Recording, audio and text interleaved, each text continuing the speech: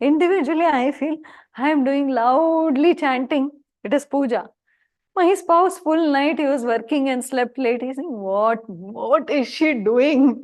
Why she is making so much? Even the old parents in the house, the children, full night, they were studying for the exam. They will, sleep for 3-4 hours before going for the exam. Parents are doing ding, ding, ding, ding, ding, dun, dun, dun, dun, dun, dun, dun, dun. Om Namah Shivaya, Om. Arey, that child is sleeping. What are you doing? But nobody listens. Subjective experience of bhakti, subjective experience of not getting sleep. Then thinking, oh, these brutes, when will they stop these oldies? They're killing us.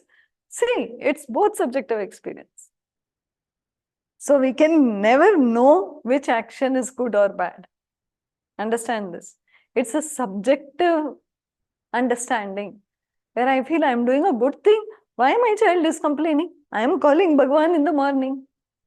And that child is saying, but I have to give my exam tomorrow. If I can't sleep, I will fail and then you will only shout at me. Subjective again. So he is shouting back at the old parents or grandparents. That is an action which has come out of that child's subjective, thought or experience. But when you look at it as a third person, both are right in what they are doing. One is right in doing this, one is right in doing that. Or we could say that maybe he is wrong or maybe he is wrong. But then it is a judgment as a third person, not understanding their subjective experience. Their subjective experiences, I am feeling so happy when I am doing the puja in the morning.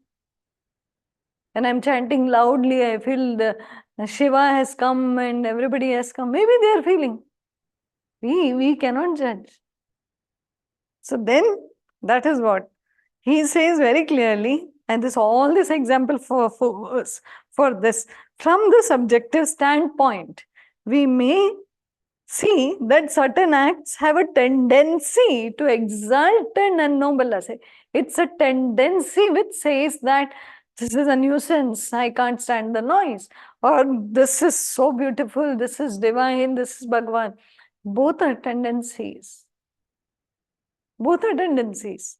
So then it will, while certain other acts have a tendency to degrade us and brutalize us.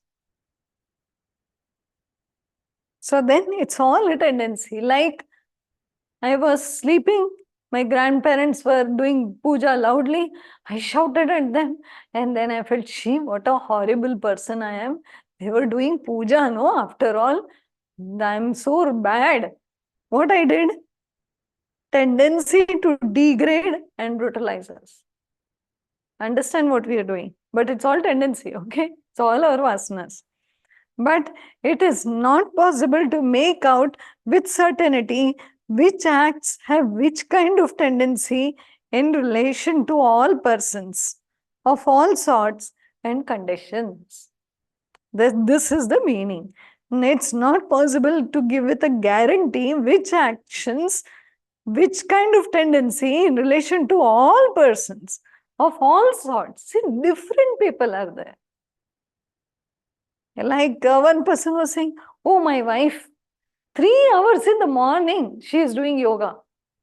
I met this person and he was speaking about his young wife. And I said, it's good, na? She's doing yoga. And naturally, I was feeling what's wrong in that. Oh, 3 hours she's doing, but not much use.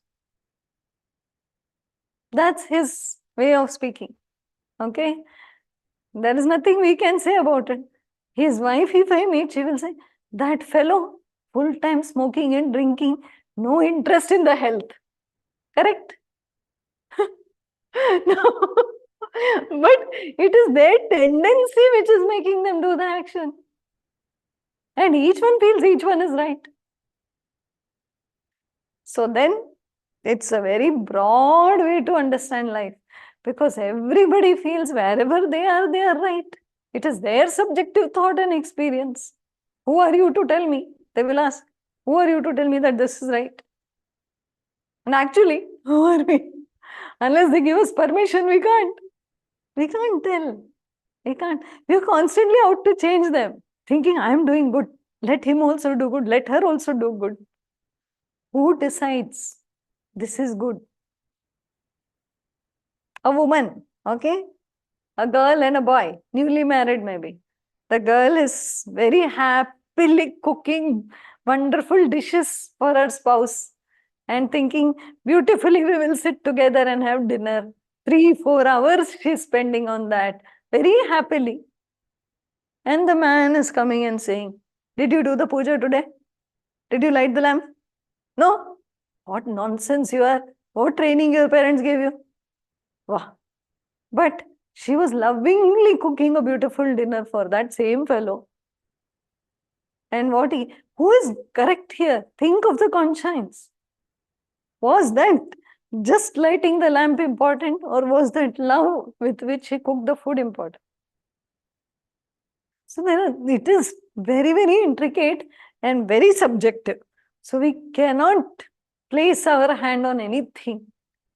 Because when he enters the house, he doesn't know that out of love, she was spent 4 hours cooking for him. He don't know.